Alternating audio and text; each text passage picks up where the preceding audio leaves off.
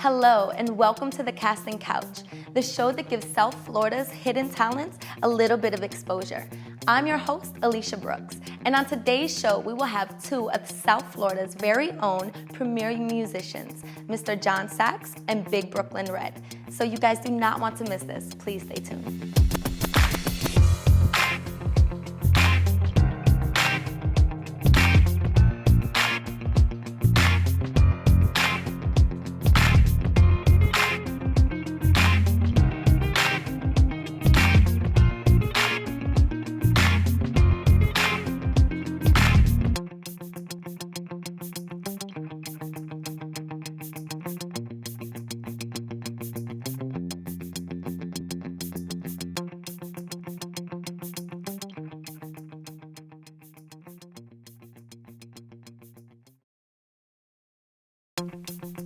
It's a soul flow thing.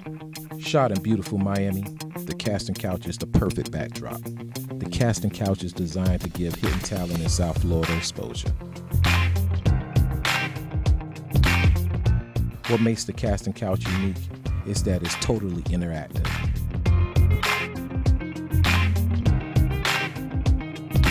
Social media driven.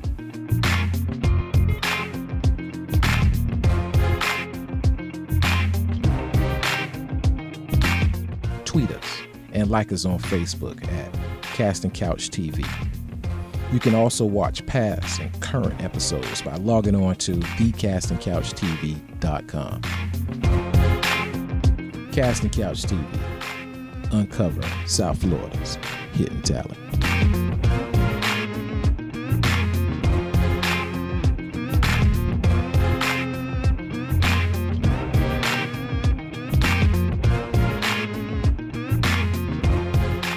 AIPAC, the African American Performing Arts Community Theater, has produced powerful and thought-provoking plays and musicals in South Florida since 2001.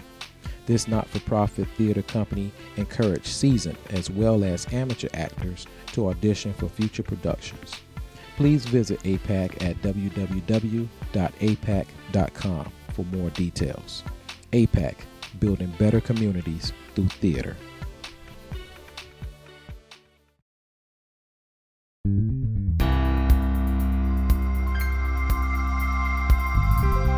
In 2004, the Casting Couch was introduced as a live Sunday night event that showcased national and international talent. Although the show was geared towards individuals establishing a performing arts community, Casting Couch has evolved to be a show about hidden talent in South Florida. In 2012, the idea of the Casting Couch was revisited with vigor. Slightly tweaked, the Casting Couch TV show focused primarily on the entertainment industry as it pertained to South Florida. Shot in beautiful Miami, this show is designed to give hidden talent in South Florida exposure. Although the main premise is focused on entertainment, the show will discuss social issues that affect Miami society.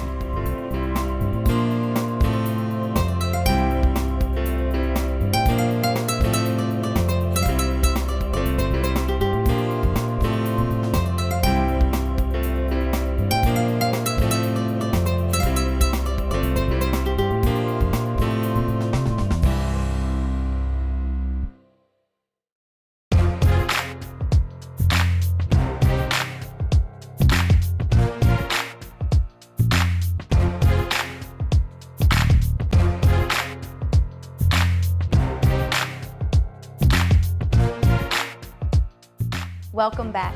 My first guest is known for his soulful voice and has marveled crowds for years. Please help me welcome Big Brooklyn Red to the Casting Couch. Welcome. Thank you. Thank you for having me. Thank you for coming. Have a seat. Oh my God, it's a casting couch. I'm scared. Don't be gentle. be. Don't be. Definitely.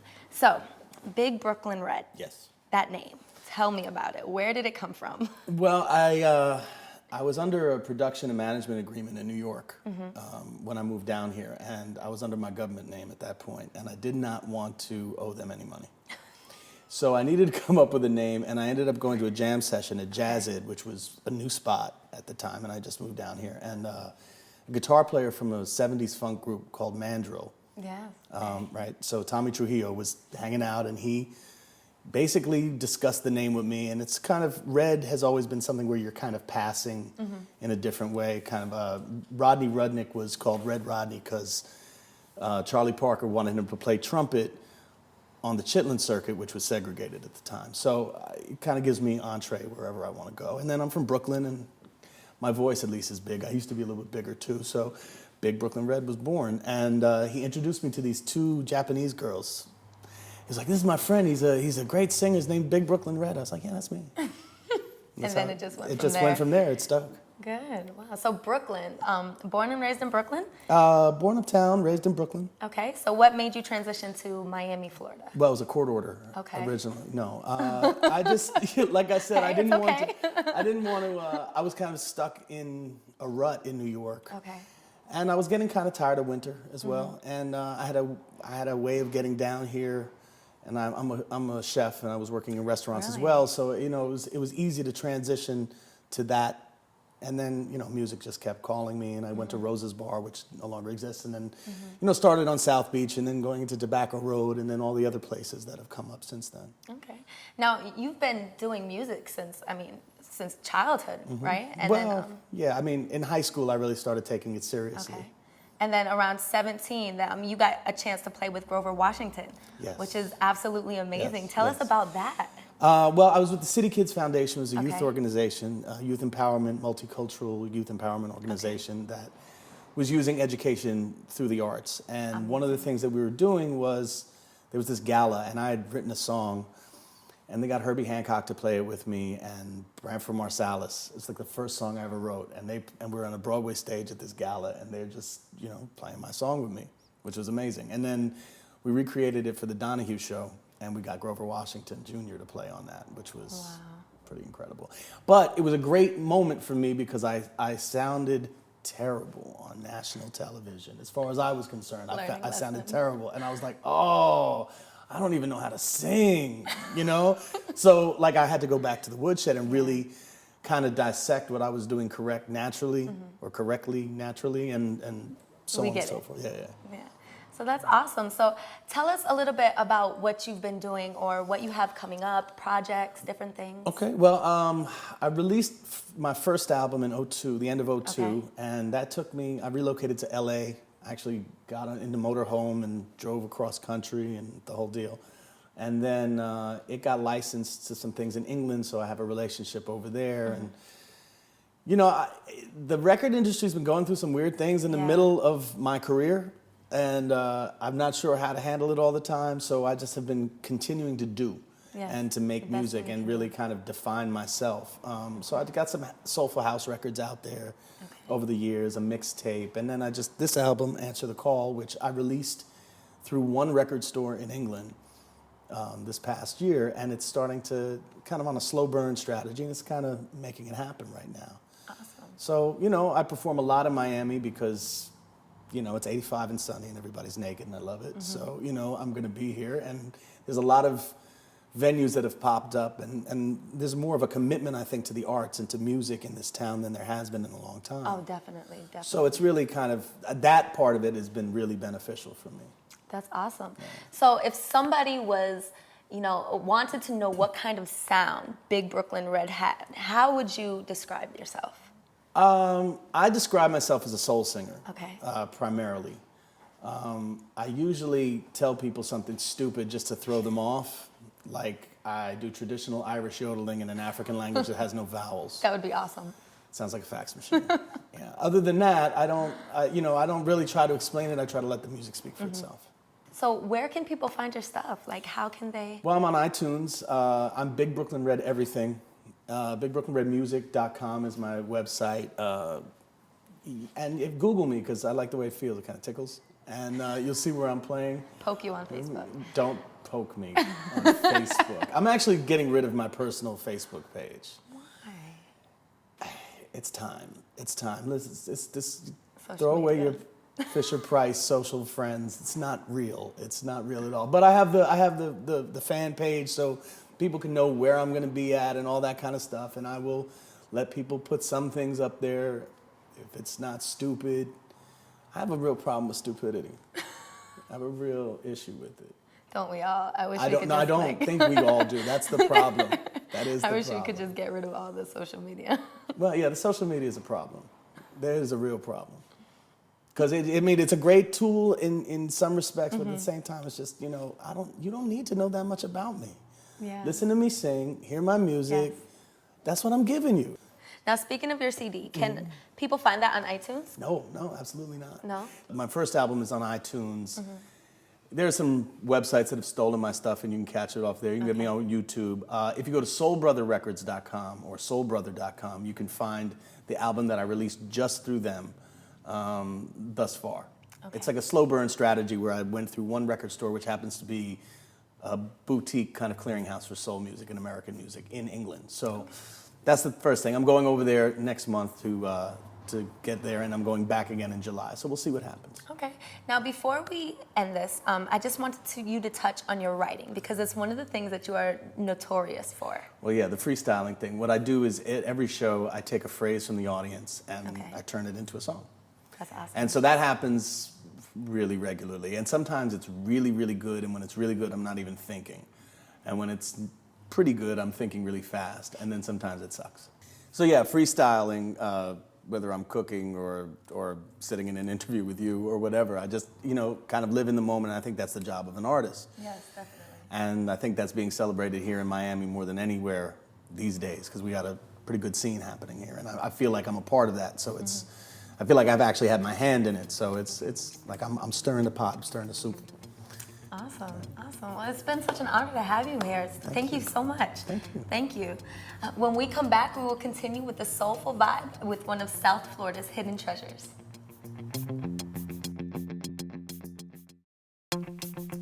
It's a soul flow thing. Shot in beautiful Miami, the Casting Couch is the perfect backdrop. The Casting Couch is designed to give hidden talent in South Florida exposure. What makes the Casting Couch unique is that it's totally interactive.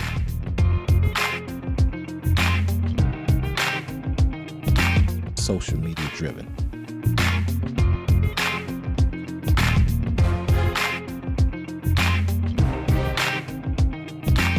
Tweet us and like us on Facebook at Casting Couch TV. You can also watch past and current episodes by logging on to thecastingcouchtv.com.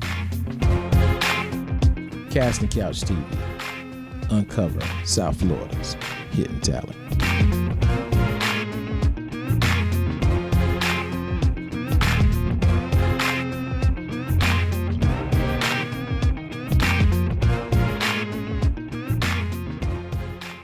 AIPAC, the African American Performing Arts Community Theater, has produced powerful and thought-provoking plays and musicals in South Florida since 2001.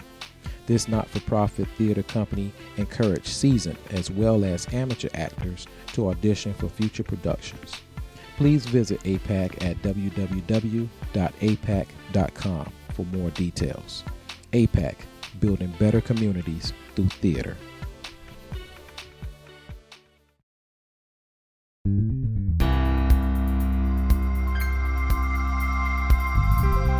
In 2004, the Casting Couch was introduced as a live Sunday night event that showcased national and international talent.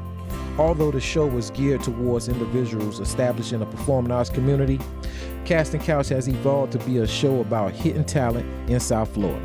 In 2012, the idea of the Casting Couch was revisited with vigor. Slightly tweaked, the Casting Couch TV show focused primarily on the entertainment industry as it pertained to South Florida. Shot in beautiful Miami, this show is designed to give hidden talent in South Florida exposure. Although the main premise is focused on entertainment, the show will discuss social issues that affect Miami society.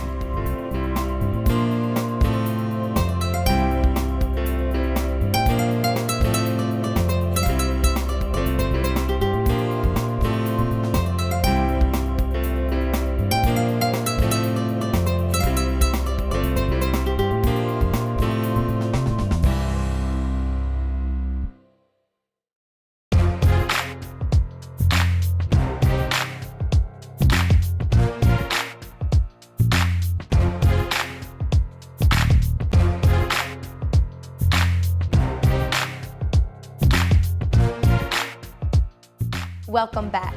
And don't forget to follow us on Twitter at The Casting Couch and also like our fan page on Facebook, The Casting Couch. So my next guest, his passion for music began when his ears heard the harmonious and calming sound of the saxophone. And from that point, they were joined in melodic matrimony. So Casting Couch fam, please welcome Mr. Jon Sax. Hello, how you doing? How are you? I'm doing good. Pleasure. I'm good. Let's see. So Mr. Sax. Yes. Tell us a little bit about yourself. All right, my name is Jon Sax. I'm originally from Cincinnati, Ohio, and I moved down here in 2004. And actually, I moved down here because my degree's in engineering. So I was a medical device engineer with Johnson & Johnson. Moved down here to be a supervisor. I made stents for the heart and coils for the brain. Okay. About 2007, I got laid off, and then that's when the whole saxophone thing came into play. So, wow, engineering, like what made you just leave that career and then pursue music? I mean, as a musician, that has to be a little scary. Well, for me, I was already playing the saxophone, Okay. and I was taking time to, go to shows after work, things like that. And I guess once the Miami Heat heard me, and I started doing the national anthem for the Miami Heat, and then once that took off, I started doing my band. We played all the games for the Miami Dolphins, and it just took off from there. So there's a lot of businesses. Louis Oliver took hold to me, and I used to do different clubs and different things for him. So I was always in the Miami nightlife, and then coming from corporate America and playing golf, a lot of those doctors from Jackson Memorial that I dealt with just decided to hire me for parties, and then my name just slowly but surely just took a spread. Okay, wow, that's awesome. Now, do you always do solo stuff, or do you do different things? Do you play with bands? Well, it really all depends on a person's budget, but a lot of stuff I had to do by myself to help brand myself, but I also have a band named Endless Possibilities. Okay. With the band, we do a lot of stuff here. We've done the Jazz in the Gardens, we've done Jamaica Jazz and Blues. That's awesome. We've shared the stage with Morris Day and the Time, John Mayer of the Roots. So I've been on the road a lot with my band, and we just have a really good time just enjoying music. That's awesome. Out of all the shows that you've done, what would be one of your favorite shows that you've done, and why? I'm gonna answer that question twofold. Okay. The most humbling show is one we did in downtown Miami. Okay. This is my first big show with the band, and maybe like 10 people showed up, and it was so humbling. But those 10 people had a good time. Yeah. So, and then the next kind of pivotal show, we opened up for Frankie Beverly and Mays at American Airlines Arena. That's amazing. And it was amazing. I came from Section 118, walked in, the light was on me, and it was just amazing. So I guess, those experiences just kind of helped define the musician that I am, with the different jazz influences that I have, and watching like a Kenny G show versus a Aretha Franklin show versus a lot of the old school people, coming from Cincinnati, Ohio. I'm just used to old school. So they always tell you, if you're gonna put on a show, you gotta look the part and you gotta play the part. So I just try to follow that suit, kind of the old school feel. Speaking of suits, you look very nice. Thank you. You're welcome. One of your key traits, correct? Yes, always three-piece suit. And the hat. I always gonna have a hat. I try to throw it off with like an ascot or some type of tie and some shoes. You gotta have some nice shoes that'll stand out that, people can be like, wow, especially for the ladies. They enjoy good fashion. They say you can tell a lot about a man the way he dresses. So I figure I'd give him something nice to look at. So now what is one thing that people can expect to experience when they have the Jon Sax experience? Okay, the Jon Sax experience is more than just me. Okay. Yes, I'm a saxophone player, but my wonderful band behind me is amazing. I have a 6-piece band. Okay. And one of our feature songs is Purple Rain. And my guitar player, Tremaine, he goes from Purple Rain into the national anthem into Purple Haze. I mean, it's amazing. And I think it's just the collaboration of a saxophone player with a live band, but I'm also very up close and personal. So I'm gonna be in the crowd, I'm gonna be in your face. I know. I'm gonna be just, right there. And we just believe that you can watch a live video, music video at home.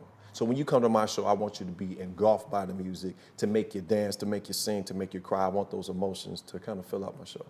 Now, a little birdie told me that one of the things that you are known for in your Jon Sax experience is holding a note for minutes upon minutes upon minutes.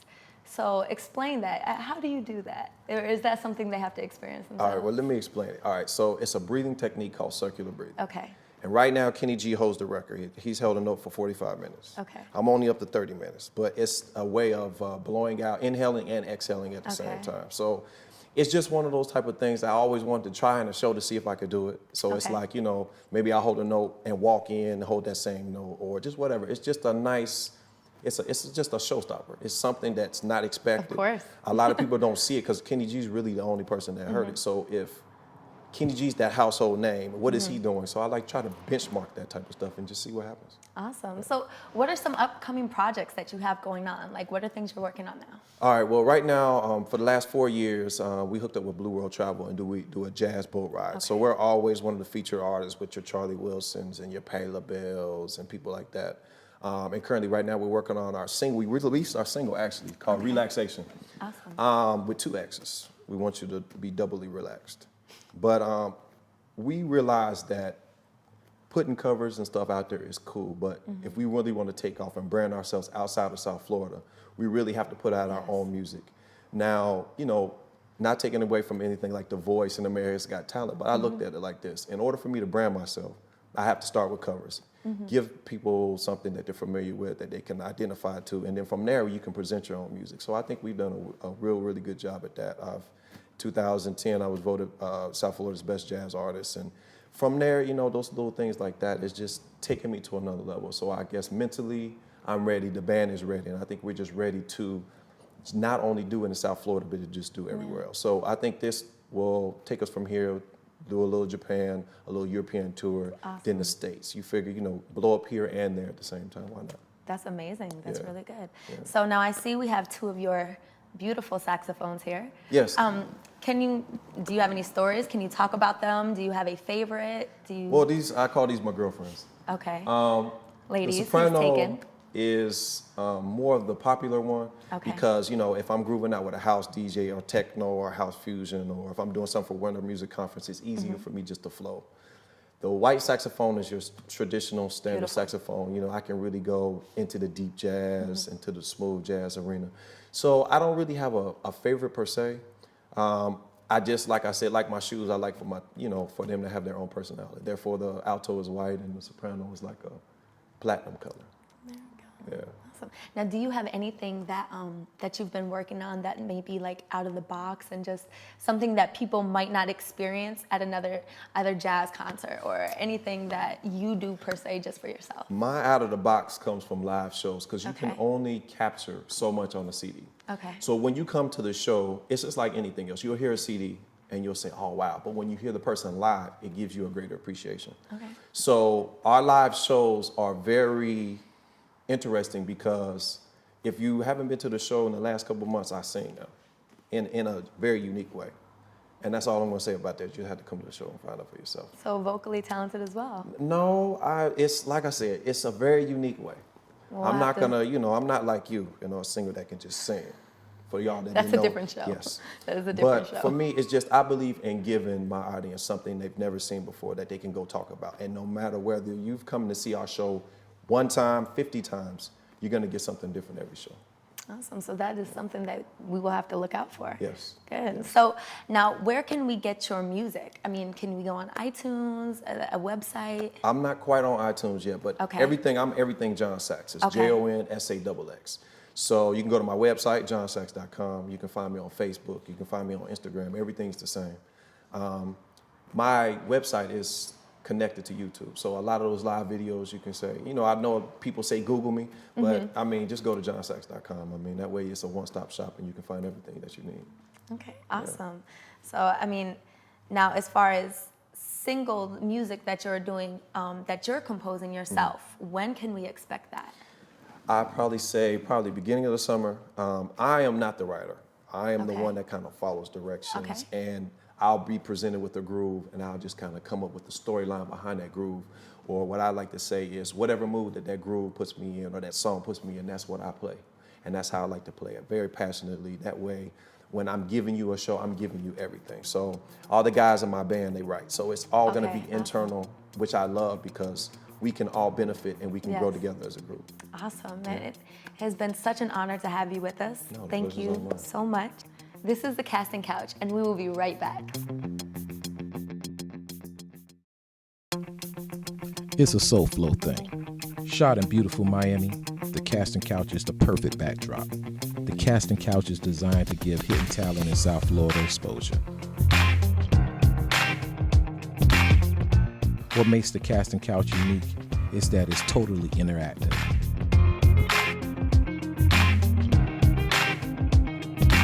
social media driven.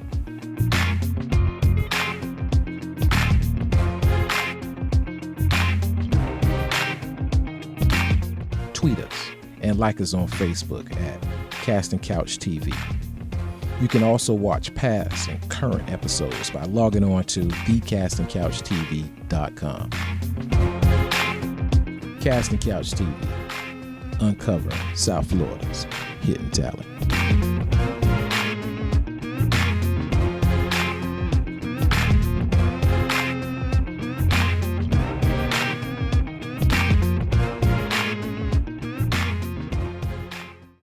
AIPAC, the African American Performing Arts Community Theater, has produced powerful and thought-provoking plays and musicals in South Florida since 2001. This not-for-profit theater company encouraged seasoned as well as amateur actors to audition for future productions. Please visit AIPAC at www.aipac.com for more details. AIPAC, building better communities through theater.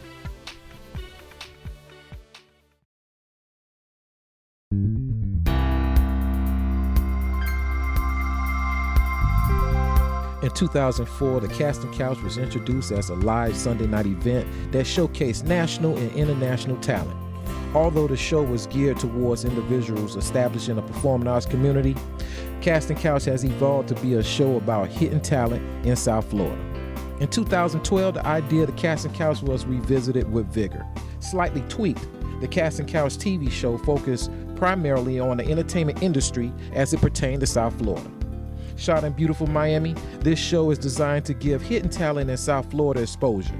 Although the main premise is focused on entertainment, the show will discuss social issues that affect Miami society.